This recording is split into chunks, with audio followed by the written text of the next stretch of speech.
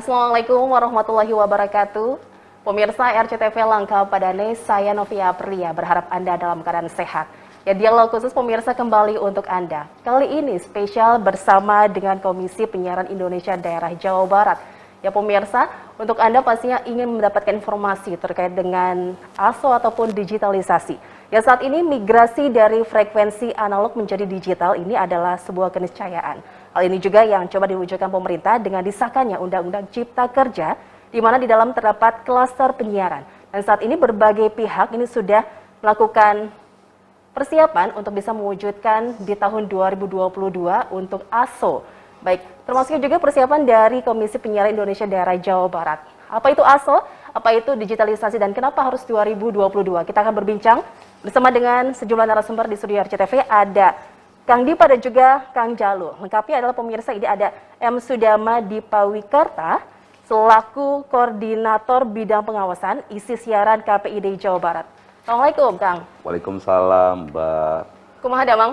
Alhamdulillah. Sehat. Selain itu juga pemirsa ada Kang Jalu P. Priambodo STMP selaku Komisioner Bidang Pengawasan Isi Siaran. Assalamualaikum, Kang. Waalaikumsalam. Terima kasih sudah hadir. Ya, Pasti siap memberikan informasi kepada pemirsa semuanya. Insya Allah siap. Oke, terkait dengan ASO, apa itu ASO? Digitalisasi, kenapa harus 2022?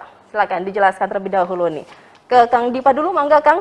Untuk tupoksi bidang isi siaran itu apa sih sebenarnya? Ya, yang pertama tadi masalah ASO ya, Mbak Novi, analog switch off atau digital on.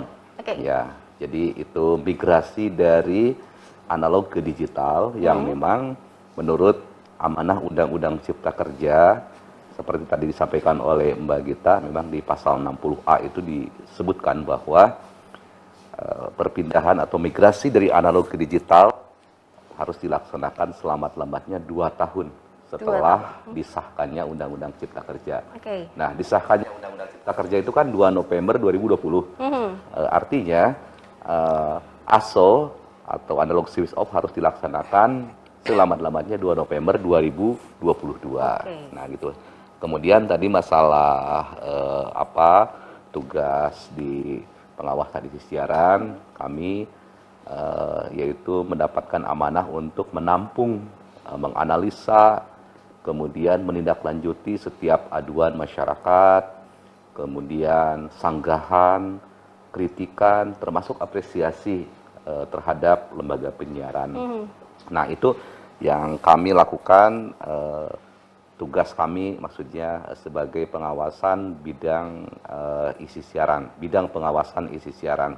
Karena kami harus memastikan informasi itu benar, layak, sesuai dengan hak asasi manusia, kemudian informasi harus adil, merata juga, seimbang. Gitu. Berkaitan dengan merata, ini juga mendukung untuk ASO 2022 ya? Iya, betul. Nanti kan ada korelasinya ketika nanti ASO sudah diberlakukan atau sudah digital on ya, maka akan banyak sekali TV-TV pilihan pemirsa karena akan selain teknologinya yang lebih canggih gitu ya, juga salurannya juga akan lebih banyak pilihannya gitu ya. Jadi ya mudah-mudahan bisa lebih merata gitu. Jernih, canggih nih, luar biasa sekali ya. Berarti masyarakat juga harus tahu dong apa itu ASO. Sejauh ini, ke Kang Jalu. Kang Jalu, masyarakat sudah tahu tidak sih tentang ASO atau digitalisasi? Ya, kalau beberapa waktu yang lalu kita ada kajian ya, Mbak Novi dari Unpad juga, terus kemudian KPI Pusat juga sudah mengadakan riset gitu. Jadi memang saat ini masih cukup banyak ya warga yang belum mengetahui adanya analog switch off. Nah, ada juga yang mengartikan TV digital itu sebagai TV internet. Itu banyak sekali yang seperti itu. Jadi menganggap TV digital nanti kita tidak menggunakan TV yang ada di rumah, tapi menggunakan internet. Nah, padahal kan bukan seperti itu. TV digital tetap sama, menggunakan TV yang kita sama-sama lihat di rumah, meskipun tidak dipasang internet, tetap bisa menangkap. Yang beda itu kan adalah alat untuk menangkapnya ya, itu standar sekarang, standarnya digital. Mayoritas TV itu sebetulnya dari sejak 2015 sudah mulai yang dijual itu dengan pemancar yang bisa menangkap digital. Nah, kalau misalkan belum, ya itu artinya memang harus ditambah dengan adanya decoder gitu. Nah, ini yang perlu disosialisasikan ke masyarakat karena masih banyak yang menganggap TV digital itu adalah TV menggunakan internet. Gitu. Oke, jadi ini masyarakat harus paham dulu ya tentang ASO itu apa ya. Oke, tapi dengan respon yang akan nanti kita hadapi ya tahun 2022 November, masyarakat sudah siapkah? Kang Dipa bagaimana? Siap atau tidak siap? Harus karena siap. ini amanah undang-undang ya, kecuali nanti undang-undangnya revisi lagi. Oke. Jadi memang harus dilaksanakan seperti halnya dulu. Memang awal-awalnya pasti akan ada yang tadi seperti kata Kang Jalu kurang paham gitu ya. Tapi saya belajar dari migrasi migrasi dari minyak tanah ke gas LPG ya. Waktu beberapa tahun yang lalu itu awalnya begitu juga Mbak ya. Kemudian lama-lama masyarakat terbiasa juga gitu. Awal-awalnya bingung ini gimana nih minyak tanah gitu ya, karena sudah bertahun-tahun, berpuluh-puluh tahun menggunakan minyak tanah, tiba-tiba harus pindah ke gas LPG. Ini juga sama, suasana yang dirasakan masyarakat mungkin seperti ini juga. Ini gimana nih TV digital gitu ya. Tetapi mungkin tidak akan terlalu membutuhkan waktu lama, masyarakat insya Allah sudah mulai bisa beradaptasi gitu ya, karena masyarakat kita juga semakin cerdas. Betul. Gitu Mbak Novi ya, seperti halnya menerima perkembangan teknologi apa gitu ya, bahkan memang masih banyak yang belum paham, tetapi yang paham pun banyak juga. Saya ngobrol dengan petani misalnya di pedesaan, bahkan mereka sudah menjelaskan, ini saya sudah beli STB katanya. Oke, STB itu nih ya STB yang harus ya, kata Kang Jalu tadi decoder itu ya, namanya kan set top box itu untuk untuk televisi yang belum bisa menerima siaran digital gitu. Kalau yang TV-nya yang sudah digital ya tidak perlu. Jadi bukan berarti kita harus mengganti TV? Tidak perlu. Tidak perlu ya, tidak perlu beli TV baru juga begitu ya Kang ya? Kalau mau juga nggak dilarang juga kalau mengganti TV. Oke, baiklah. Karena masyarakat kan banyak juga yang senang TV tabung. Betul. Masalahnya apa? TV tabung kan susah kalau ada yang nyuri gitu ya. Berat gitu kalau dicuri itu. Jadi bertahan di TV tabung ya berarti beli STB decodernya gitu. Karena harganya pun kalau saya lihat di toko-toko elektronik tidak terlalu mahal juga, terjangkau, dan nanti pemerintah pun sama mau membagikan STB kepada masyarakat. Ada subsidi juga nih dari pemerintah. Ada subsidi untuk yang tidak mampu gitu ya. Tetapi jumlahnya memang terbatas. Gitu. Oke, jadi masyarakat juga ini harus bersiap tahun 2022 November itu ya, batas akhirnya ya Kang? 2 November 2022. Oke, kita siap untuk masuk di digitalisasi itu ya? Iya. Dan juga pastinya ini untuk mendapatkan kualitas siaran yang jernih, yang bagus juga dengan banyak pilihan. Gambarnya bersih, suaranya jernih, teknologinya canggih. Oke, jadi udah nggak ada semut-semut gitu ya? Udah nggak ada yang yang bercak-bercak gitu ya kalau kita ya? Oke, untuk dalam hal penyiaran sendiri, kita ingin tahu nih biar nanti masyarakat juga dapat merasakan atau mendapat informasi yang sesuai standar ya, dan yang pastinya jelas. Ini adakah SOP di bidang isi siaran, Kang Dipa? SOP di bidang pengawasan isi siaran tentu saja ada, karena kami memang merupakan representasi dari masyarakat ya, yang mewakili kepentingan masyarakat dalam hal penyiaran. Jadi masyarakat dipersilahkan bisa melakukan pengaduan, sanggahan, kritik dan apresiasi kepada kami melalui berbagai media, berbagai saluran ya, dari mulai WhatsApp, kemudian boleh melalui telepon, datang langsung boleh. Ada call centernya juga nih ya? Ada call centernya, kemudian melalui websitenya gitu ya, bahkan di media sosialnya pun kami ada. Jadi semua saluran kami buka ya. Kemudian setiap ada masukan dari masyarakat itu, tentu saja kami tidak langsung menelan mentah-mentah, Mbak Novi ya. Kami harus meneliti dulu, apalagi kalau kaitannya dengan kritik ya, misalnya ada yang mengkritik RCTV atau Radar Cirebon TV, kami harus hati-hati ini. Harus dicek terlebih dahulu, Kang? Iya, karena jangan-jangan ini jadi dari kompetitornya nih, bisa Oke, jadi kan, betul. bisa jadi. Jadi dilihat dulu, kami benar-benar hati-hati karena harus adil dan merata, bukan hanya meratanya, adilnya juga gitu ya. Setelah benar-benar misalnya ada pelanggaran, anggap ya pelanggaran ya, kami pun ada tahapan-tahapannya dari mulai sanksi teguran, sanksi administrasi gitu. Dan semangatnya bukan memberikan hukuman sih ya. Sesuai dengan undang-undang, kami itu kan mendapat tugas juga untuk membantu memajukan dunia penyiaran gitu ya.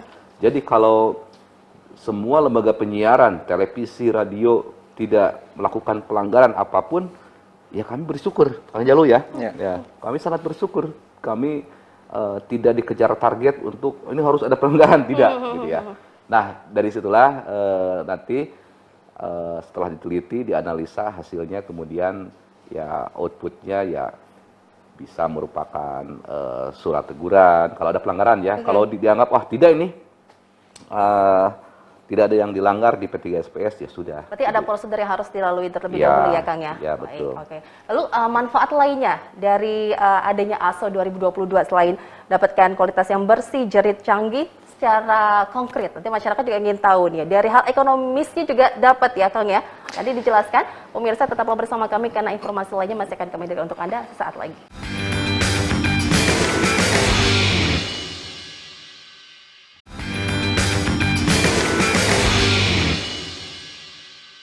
Baik pemirsa, terima kasih Anda masih bergabung bersama kami. Kita masih berbincang terkait hitung mundur analog switch off atau ASO. Nanti kita akan bersiap nih ya. Semuanya harus bersiap untuk tahun 2022. Oke, selain mendapatkan kualitas gambar yang jernih, terus juga canggih juga ya untuk digitalisasi tahun 2022, apa sih manfaat lainnya yang bisa dirasakan masyarakat? Cara konkretnya nih. Ya, silakan Kang Jalu. Mbak Novi, jadi satu hal yang kita secara langsung ya bisa dirasakan masyarakat, pertama dengan jumlah stasiun televisi yang semakin bertambah, harapannya memang ini bisa membuka lapangan pekerjaan buat masyarakat. Kalau misalkan dulu hanya ada 1-2 ya, ini kalau dikira-kira ya perbandingannya bisa 1:3 sampai 1:10. Karena ini teknologi digital ini memungkinkan lebih efisien bandwidth yang digunakan sehingga jumlah stasiun televisinya bertambah. Nah, yang kedua, manfaat yang tidak langsung yang bisa dirasakan masyarakat itu dengan adanya pengalihan teknologi ke digital ya, ini ada bandwidth yang bisa dimanfaatkan untuk 5G. Nah, ini 5G ini merupakan satu elemen penting supaya kita bisa bergerak ya menuju masyarakat industri 4.0. Nah, dengan adanya 5G tentu ini nanti akan dirasakan masyarakat meskipun tidak langsung, karena kan nanti kita analog switch off yang tadinya bandwidth digunakan untuk televisi analog ya, itu bisa digunakan nanti untuk 5G secara akan ditenderkan gitu. Nah, ini kan akan jadi lebih banyak 5G-nya dan itu masyarakat juga akan manfaatkan itu. Terus kemudian ada juga channel khusus bencana, karena ini tadi ada efisiensi dari sisi bandwidth ya, frekuensi yang digunakan untuk televisi digital. Sisanya ini bisa dimanfaatkan juga, tadi udah 5G juga untuk kanal khusus kebencanaan.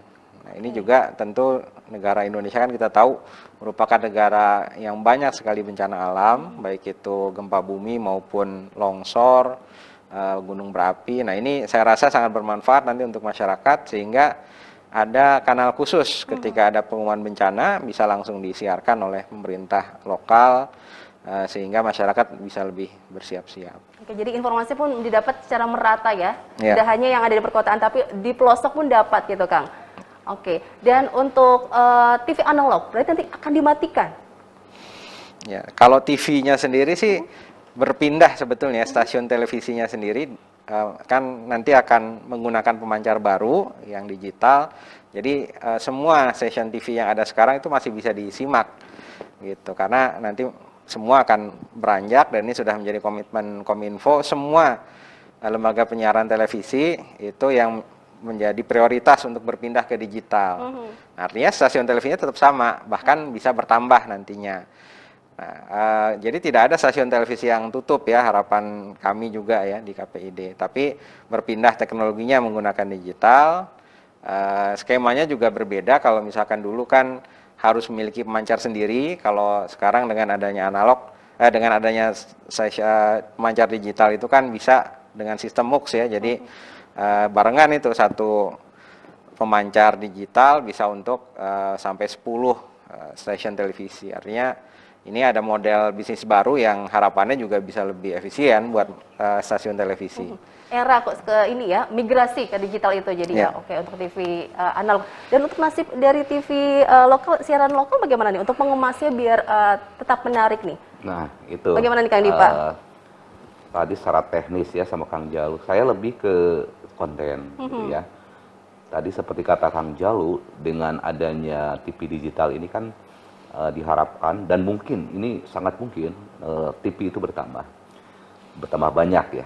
banyak yang itu membuka peluang untuk lebih mendapatkan ruang lebih besar lagi bagi konten-konten lokal ya, bagi para kreator ini merupakan peluang yang sangat bagus karena ruang-ruang untuk berekspresi ini nanti akan semakin terbuka lebar setelah dengan hadirnya banyak televisi gitu ya.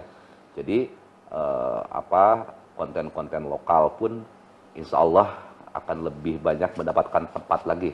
Kalau sekarang hanya diwajibkan untuk TV nasional misalnya 10%, ya inilah peluang untuk TV-TV lokal yang ada di daerah-daerah bisa memaksimalkan konten daerahnya masing-masing gitu. Semakin gitu, bermunculan para konten kreator ya, berkreativitas juga betul. Semakin tinggi nih jadi ya. Saingan dong semakin banyak ini.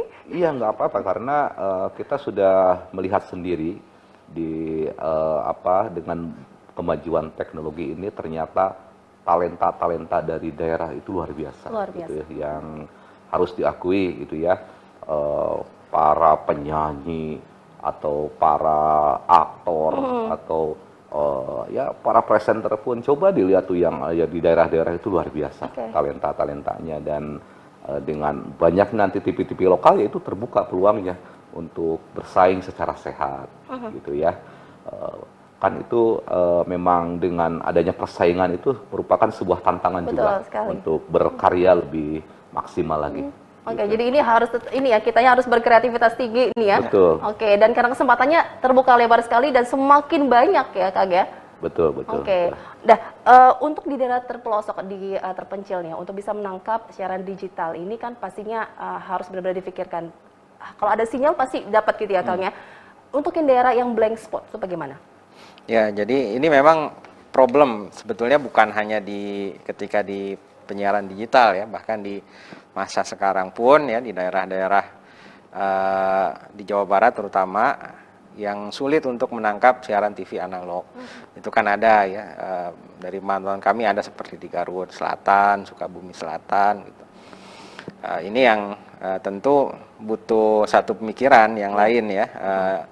Kalau misalkan selama ini di daerah tersebut bahkan mereka tidak bergantung pada stasiun televisi yang ada, tapi biasanya memasang sendiri parabola biasanya untuk dapat nonton gitu.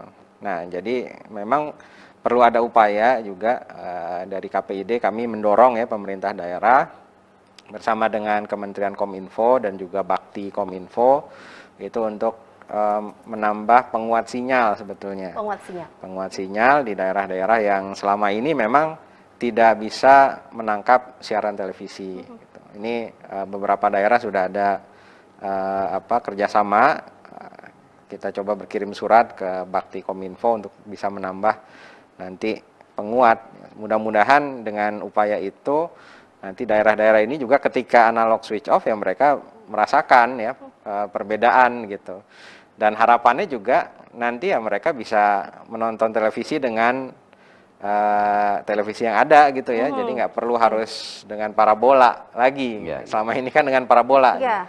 Nah, ini harapannya itu ke depan daerah-daerah ini juga bisa menyimak televisi ya. Karena TV ini kan karakter bangsa sebetulnya kan dibentuk di televisi, Mbak Novi ya. Kalau parabola itu kan tidak ada mekanisme kontrolnya sebetulnya. Dia kan bebas gitu yang ditangkap, bahkan siaran televisi dari luar negeri bahkan. Nah ini kan sebetulnya sangat berbahaya ya bagi keutuhan bangsa gitu kalau kita ada saluran yang tidak bisa kita monitor. Oke, karena ini kedaulatan juga nih ya, kedaulatan manfaatnya nanti bisa dirasakan negara, juga. betul. Oke, jadi tidak perlu ada parabola, tidak perlu ada kita berlangganan TV kabel lagi. Iya. Oke. Ya kalau TV kabel itu pilihan ya, kembali lagi. Tapi yang pasti sih harapannya memang mereka bisa menikmati siaran televisi secara gratis yang free to air dengan adanya ASO. Oke, tahun 2022 ya pemirsa RCTV. Jadi kita harus beli alat dulu nih ya untuk bisa mendapatkan kualitas gambar yang jernih itu ya. Beli alat bagi yang TV-nya Belum lama, belum support itu ya. Kalau yang sudah ya sebenarnya sudah bisa langsung. Sudah bisa. Oke, ini sudah beberapa kali tahapan ini ya. Sampai ada 4 tahapan. Ada yang mundur sesuai jadwal, tapi sekarang tahun 2022 nih ya. Sudah harus ya. Batas akhir ya, Kang? Sebetulnya tidak ada pengunduran jadwal ya, 2 Novembernya itu tidak berubah. Yang berubah itu pentahapan. Menuju 2 November. Nah, kalau rencana awal kan memang dari 2021 ini sudah ada yang dimatikan ya, termasuk kalau nggak salah Cirebon juga. Nah, tapi semua nanti akan diundur, endingnya tetap sama, semua televisi se-Indonesia itu akan berakhir di 2 November 2022. Oke, dan untuk lembaga penyiaran pun harus beralih ke digital ya, Kang? Betul. Oke, seperti apa nih persiapannya nanti nih ya? Bisa dijelaskan ya, Kang? Yang baik, kita akan lanjutkan pemirsa perbincangan kita di Dialog Khusus, tetaplah bersama kami.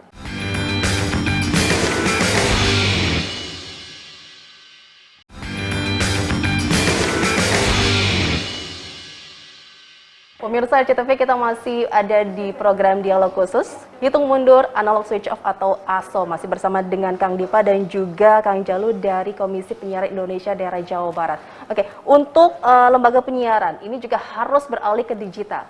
Kang Jalu, sudah siap semua untuk lembaga penyiaran yang ada di Jawa Barat? Ya. Mangga Kang Jalu. Kalau misalkan dilihat kan ini ya, semua daerah juga sudah bersiap kalau saat ini. Jadi tinggal bagaimana nanti proses mendapatkan MUX-nya, bahkan di beberapa tempat ini sudah kita dorong untuk simulcast. Artinya dia bisa siaran, dipersilahkan, dibebaskan. Silahkan bersiaran secara digital dan juga analog. Gitu. Supaya persiapan ya untuk bisa melihat sendiri ya bagaimana nanti bersiaran di digital. Artinya dari Kominfo tidak mempersulit kalau misalkan nanti ada yang dia analog bersiaran secara sekaligus di digital, bahkan didorong ya supaya simulcast. Nah, harapannya memang semua lembaga siaran itu bisa melakukan itu dulu, simulcast supaya pembiasaan dulu. Nah, baru nanti ketika ASO salah satu tinggal dimatikan ya, yang analognya akan dimatikan. Nah, tapi kalau misalkan memang belum siap, ya harapannya memang ketika ASO itu sudah bisa beralih 100%. Jadi pendekatannya memang sekarang simulcast dulu, didorong supaya sama-sama nih, yang analognya jalan, yang digitalnya juga jalan. Kan yang beda hanya di masalah pemancaran gelombang sebetulnya kan. Artinya secara siaran tetap seperti ini, studionya juga tidak ada perubahan ya. Nanti yang beda adalah ketika dipancarkannya menggunakan pemancar yang digital. Nah ini kita dorong supaya sudah mulai stasiun televisi yang sekarang analog itu bisa simulcast secara berlangsung, baik itu analog maupun digitalnya. Lalu langkah-langkah yang dilakukan dari KPID sendiri nih, Kang Dipa, apa yang sudah dilakukan ya sejauh ini dari setelah disahkannya Undang-Undang Cipta Kerja untuk klaster penyiaran dalam mendukung ASO 2022? Ya, yang bisa kami lakukan adalah melakukan sosialisasi ya, baik kepada lembaga penyiaran maupun kepada masyarakatnya ya. Selain itu di dalam program-program kami, misalnya di dalam sekolah P3 SPS pun kami menyampaikan bagaimana tentang seputar analog switch off gitu ya. Dan kami mendukung televisi yang ada di daerah Jawa Barat ini semuanya untuk segera mempersiapkan diri, atau bahkan ada yang sudah mulai juga untuk bermigrasi itu ya? Ya, bermigrasi ke digital. Tetapi yang lebih penting untuk masyarakat ini perlu benar-benar digarisbawahi bahwa TV digital itu sama dengan TV analog, tidak perlu membayar gitu. Sama, ini menggunakan frekuensi publik gitu. Jadi masyarakat dapat menikmati layanan TV digital secara gratis, tidak perlu berbayar seperti TV berlangganan gitu. Tetap sama gitu. Tidak ada yang karena tidak ada yang perlu dibayar untuk iuran atau apapun gitu. Ya itu dan selalu kami sampaikan dalam berbagai event-event kami, termasuk di Anugerah Penyiaran beberapa waktu yang lalu kami mengusung tema Jabar Ngabret Digital misalnya gitu ya. Jadi pokoknya sosialisasi dan berbagai kegiatan selalu kami sampaikan. Gencar dilakukan ya Kang Dipa ya. Oke. Ada kendala yang dihadapi Kang? Ya kendala pasti ada ya, tetapi dalam hal apapun pasti kalau permasalahan itu dan kami dapat menghadapinya lah untuk. Salah satunya apa tuh Kang? Kendala yang ditemui saat proses memberikan sosialisasi itu Kang? Dari dua sisi ya. Yang pertama untuk lembaga penyiaran. Dari lembaga penyiaran seperti dikata Kang Jalu itu, misalnya kita kan di digital ini menggunakan MUX ya. Itu ada sewanya. Ada sewa MUX yang beberapa lembaga penyiaran memang agak berat katanya untuk membayar sewa itu. Salah satunya ya, salah satunya itu permasalahan di lembaga penyiaran. Kalau di masyarakat ya yang tadi itu, masyarakat ada yang memang masih bingung gitu, masih bingung menghadapi siaran digital ini, terutama untuk yang masih memiliki TV yang belum support digital ya. Nanti kalau tiba-tiba mati gitu ya siarannya gitu kan. Itu juga harus dipikirkan dong ya Kang ya. Gitu. Ya makanya kami harus benar-benar merata ya menginformasikan digital on ini gitu ya. Dan insya Allah kalau tahun depan kami akan bekerja sama dengan Kementerian Kominfo ya.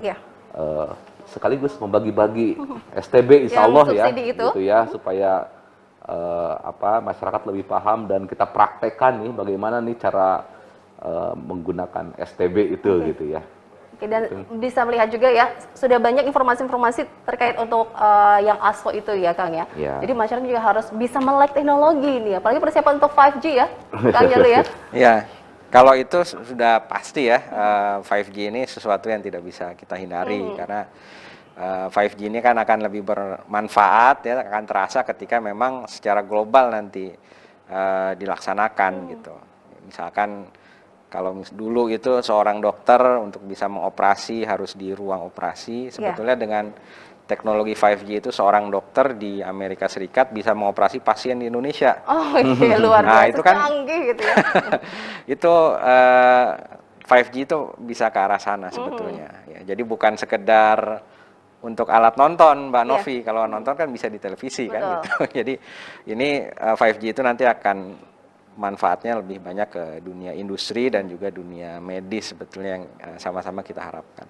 Jadi dengan adanya ASO, ya mudah-mudahan ini bisa memberi ruang bagi ada bandwidth yang bisa dimanfaatkan untuk 5G nantinya. Oke, tadi Kang Dipa menjelaskan masyarakat masih ada yang bingung tentang ASO. Sebenarnya masyarakat perlu tidak sih tahu apa itu ASO? Apakah harus diberikan pemahaman secara teknisnya saja?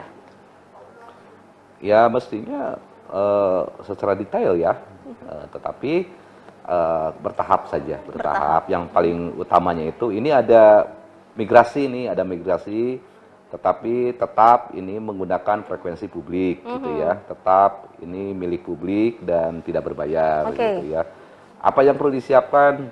Kalau TV-nya sudah support digital, tidak perlu menyiapkan apa-apa, sudah langsung. Kalau belum support, ya ada alat decoder ya untuk supaya siaran digitalnya bisa masuk di layar televisi yang ada di rumah-rumah masyarakat gitu.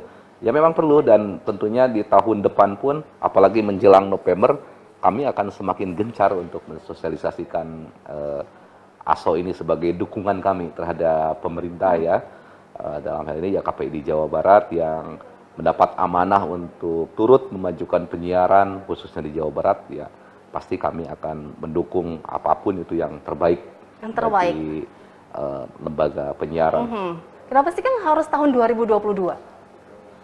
Ya itu sekali lagi itu amanah undang-undang. Amanah undang-undang. Apakah kita sudah tertinggal nih, mohon maaf dibandingkan dengan negara lain? Ya ada yang mengatakan begitu, tetapi kalau bagi saya sih tidak masalah, terlambat daripada tidak sempat. Betul gitu ya. sekali. Karena kita sekarang sudah jelas akan masuk sesuai dengan amanat undang-undang gitu ya.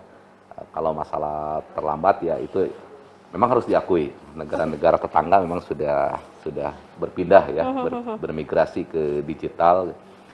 Tetapi sekali lagi kalau saya melihatnya ya tidak masalah, terlambat yang daripada tidak sempat. Tidak sama sekali gitu ya. Oke. Dibandingkan dengan daerah lain, mohon maaf ini untuk Indonesia sendiri, persiapan untuk menuju ke ASO itu kan sudah lama juga ya Kang ya, Kang Jalu ya. Dalam tahapannya ada 4 yang aku dapat informasi itu. Ini seperti apa tahapan-tahapan itu? Bisa dijelaskan KPID? Jadi tahapan ASO itu pembagian wilayah sebetulnya Mbak Novi ya. Jadi ada daerah-daerah yang dia dijadwalkan untuk ASO lebih awal.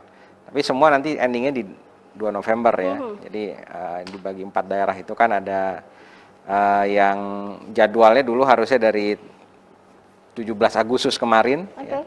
Itu harusnya sudah ada mulai daerah yang dimatikan, ada 4 daerah. Nah, tapi semua nanti akan diundur di 2022 tuh. Jadi sebenarnya lebih pada daerah mana yang lebih dulu. Ya, ini tentu yang diukur itu kesiapan ya masyarakatnya gitu. Apakah masyarakat sudah terinformasikan atau misalkan belum, lalu kemudian lembaga penyiaran di daerah tersebut apakah sudah mulai melakukan simulkas gitu. Nah, tapi pada dasarnya semua itu akan selesai nanti di tahun 2022 tanggal 2 November. Oke, baiklah pemirsa. Tapi kita masih berbincang bersama dengan Kang Dipa dan juga Kang Jalu ya terkait analog switch off tahun 2022. Pemirsa, kita harus jeda lagi, tetaplah bersama kami.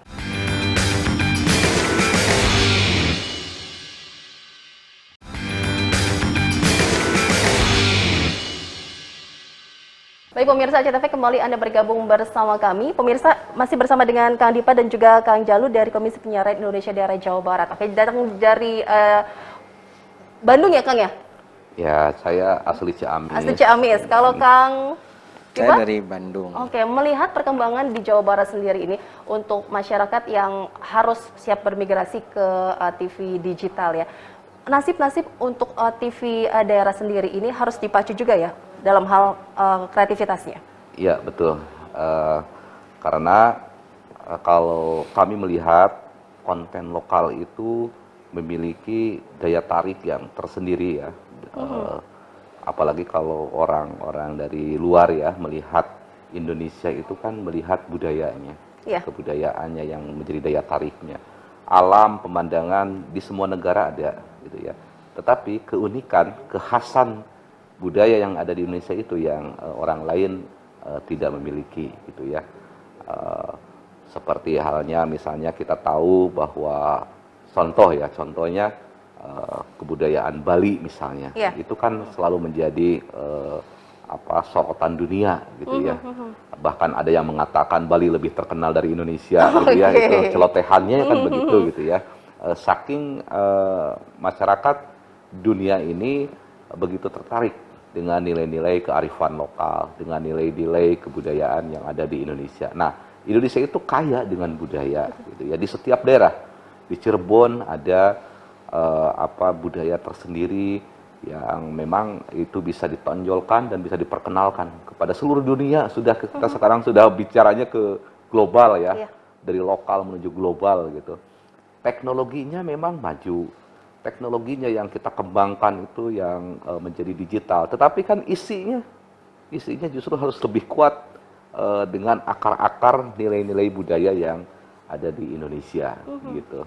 Nah, percayalah konten-konten lokal itu ya itu bisa mengglobal ketika dikemas dengan teman-teman dari lembaga penyiaran yang saya percaya dan yakin sangat kreatif gitu ya, dengan anak-anak muda sekarang gitu ya, dengan ide-ide yang brilian, gagasan yang bagus.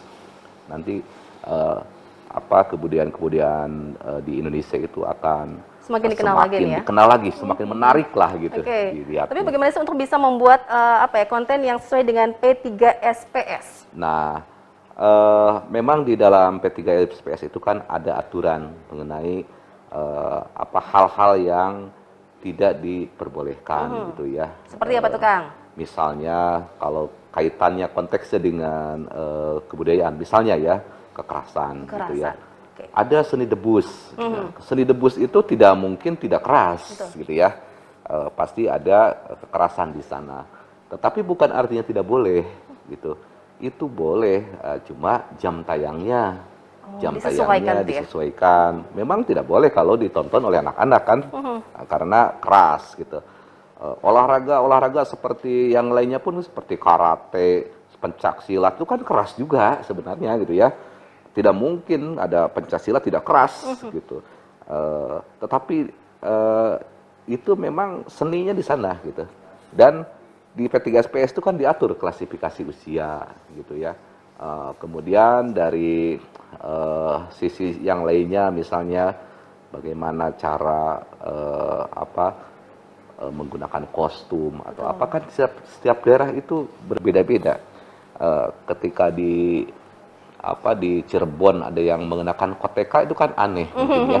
Betul tetapi sekali. Kalau konteksnya di Papua gitu ya. Sebagai ciri khas kan itu kan ya. Ciri khas gitu ya. Jadi kita harus bijak juga melihat itu.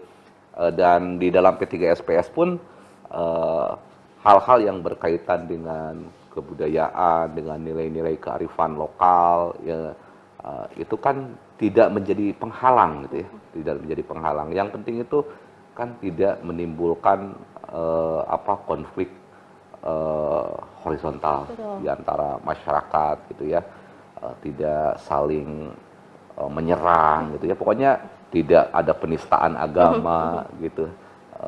Itu yang diatur di dalam P3SPS itu. Jadi jalan saja kebudayaan yang ada di Indonesia, saya pikir tidak akan menyangkut pada hal-hal itu gitu ya, karena selalu ada solusi-solusinya gitu ya. Yang terlalu keras seperti debus ya tayangnya malam hari lah gitu. Oke, dan biasanya juga di layar televisi kan ada bimbingan orang tua, ya, saya kan juga dengan jam-jam gitu ya Kang ya. Iya, betul. Harus diperhatikan juga untuk lembaga penyiarannya juga. Dan untuk menciptakan tayangan yang bervalue. Nah, dari Kang Jalu sendiri, seperti apa sih Kang? Ada mungkin sebagai masukan juga untuk yang lainnya? Ya, memang yang pertama harus menghibur ya tetap. Jadi fondasi penyiaran ini kan tayangannya harus menghibur. Cuman di situ juga nanti terkandung nilai-nilai apa sesuai dengan tujuan penyiaran kan, ada nilai edukasi juga ada di situ, lalu kemudian informasi. Artinya tayangan ini harus memberikan informasi yang akurat, bukan informasi yang hoax. Gitu. Yeah. Itu nilai-nilai yang saya rasa penting ya, sesuai dengan Undang-Undang Nomor 32 Tahun 2002 gitu tentang penyiaran. Jadi kalau misalkan bisa memajukan nilai-nilai itu, plus ditambah juga dengan kekhasan budaya masing-masing daerah, ya tentu ini akan menjadi satu tayangan yang memiliki nilai. Seperti harapan kita bersama ya, bahwa televisi maupun lembaga penyiaran lainnya juga harus bisa menjadi tuntunan, bukan sekedar tontonan. Itu yang menjadi harapan kami ya. Jadi masyarakat ketika menonton televisi ya, itu mereka juga bisa mendapatkan manfaat yang banyak gitu, tercerahkan, mendapat informasi yang benar ya, tidak mudah termakan hoax, lalu kemudian juga tentu bisa menikmati hiburan yang sehat. Nah itu yang saya rasa value dari siaran di televisi maupun di radio. Oke, Kang diperjelas lagi kepada masyarakat. Untuk masyarakat nih nanti saat sudah masuk ASO 2022 yang sudah dan yang belum, perbedaannya bagaimana Kang? Biar masyarakat di wilayah Ciayu Majagoding jadi paham. Yang sudah dan yang belum, berarti dari sisi lembaga penyiarannya ya. Iya. Ya kalau tadi seperti yang disampaikan oleh Mbak Novi tadi ya, bahwa ada perbedaan yang signifikan itu memang di tampilan layar ya. Itu yang pertama. Itu kerugian ya, termasuk masyarakat tidak bisa mendapatkan tayangan yang jernih kan ya? Ya, gitu ya. Yang kedua ya tadi kata Kang Jalu, ini kan lebih variatif lagi karena akan lebih banyak, lembaga-lembaga penyiaran lokal yang bisa ditangkap di televisi masyarakat gitu ya. Dan yang pasti karena kalau sudah lewat 2 November ya, kalau membandingkan kerugian dan keuntungan, ya jelas yang analog mungkin nanti tidak ada gambar apa-apa. Wow, tidak ada gambar ya? Iya. Jadi menonton apa gitu ya Kang iya, ya? menonton apa gitu. Kalau udah lewat tanggal 2 November. Jadi perbandingan itu sebelum tanggal 2. Sebelum tanggal 2 silahkan dilihat, dibandingkan gitu ya, dari sisi kualitasnya gitu. Samalah dulu seperti bioskop juga. Bioskop dulu kan menggunakan pita seluloid dulu ya. Kemudian sekarang sudah digital semua gitu. Sudah fleksibel ya. Makin canggih. Kalau saya beda ya antara menonton di di ponsel misalnya dengan di bioskop itu luar biasa gitu. Dan itu sudah digital ya teknologinya gitu. Itulah perbedaan yang yang bisa dibandingkan oleh masyarakat. Jadi lebih nyaman lah, lebih nyaman, dan kita akan melihat yang selain teknologinya canggih juga bagaimana kita melihat gambar yang bersih, suara yang jernih. Betul. Gitu ya. Itu mungkin Mbak Novi. Adakah himbauan yang ingin disampaikan kepada masyarakat di wilayah Ciayu Manjakuning terkait dengan analog switch off 2022 dari Kang Jalo dulu, Mangga? Ya, harapannya memang dengan adanya ASO ini kita bisa membuka satu era baru ya, pertelevisian dengan kualitas yang lebih baik. Nah, harapan kami bahwa itu bisa dibarengi juga dengan isinya yang juga berkualitas. Ya. Jadi bukan hanya jernih, gambarnya canggih siarannya, tapi juga secara isi, konten ya, itu bisa sesuai dengan nilai-nilai masyarakat, terutama yang ada di Ciayu Manjakuning. Dan kami juga berharap nanti masyarakat bisa turut serta ya, Mbak Novi, untuk bisa mengawasi ya, bisa menonton, bisa mengawasi kalau misalkan ada hal-hal yang dirasa tidak pas ya, tidak tepat dengan budaya masyarakat. Ya, kami dari KPID nanti siap juga untuk menampung keluhan-keluhan tersebut. Oke. Dengan tadi ada aduan juga nih, bisa searching saja gitu ya, bisa disampaikan ke hotline-nya ya Kang? Iya. Oke, dari Kang Dipa apa yang ingin disampaikan kepada masyarakat?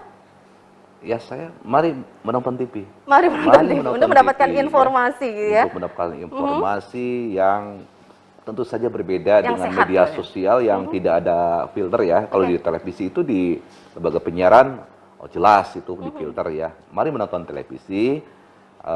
Kemudian kepada para pengusaha pun karena televisi juga perlu hidup, ya mari beriklan di televisi, gitu ya.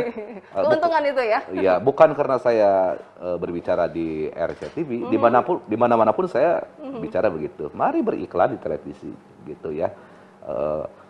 Apa istilahnya Kang Jalu, belanja bela negara. Belanja bela negara. Belanja iklan. Belanja iklan untuk lembaga penyiaran adalah bela negara. Kata Kang Emil, ya kata Pak Gubernur Jawa Barat, gitu ya. Belanja iklan di lembaga penyiaran adalah bela negara. Gitu. Saya dukung itu. Karena mendukung negara nanti gitu ya, pemasukannya gitu ya. Iya. Oke, baik. Jadi kita harus mendukung, mewujudkan juga ASO 2022. Betul. Oke, baik, masyarakat juga pasti harus bisa berpartisipasi ya.